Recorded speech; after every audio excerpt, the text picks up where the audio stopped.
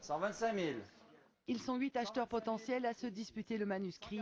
Un seul est dans la salle. Il abandonnera d'ailleurs l'affaire à 130 000 euros.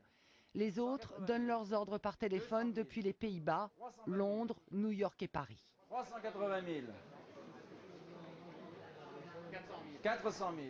À ce niveau des enchères, ils ne sont plus que 2 en lice. Le match se joue alors entre Paris et Londres. On laisse un temps de réflexion. C'est finalement Paris qui aura le dernier mot. Et 400 000, plus. Adjugé 400 000, à vous. Bon, 400 000. Ce qui fait sa valeur, c'est qu'il est inédit. C'est un texte qui raconte un voyage à Jérusalem et qui n'a jamais été exploité scientifiquement, si on veut dire. À savoir que dans ce livre, on va trouver des renseignements très précieux en 1532 sur Jérusalem, sur la Chypre, sur l'Albanie, sur tous les pays qu'ont traversé ces pèlerins. Ce livre est en quelque sorte un carnet de voyage écrit par des pèlerins qui sont allés jusqu'à Jérusalem et revenus en France.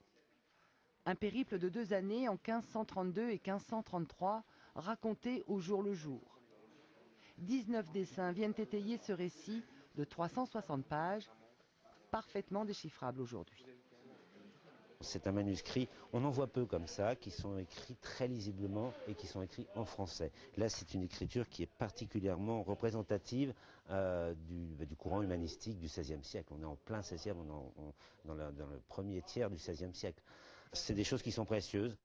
Hormis la reliure, le manuscrit a traversé 4 siècles sans dommage. Mais ce n'est pas le seul mystère de ce livre.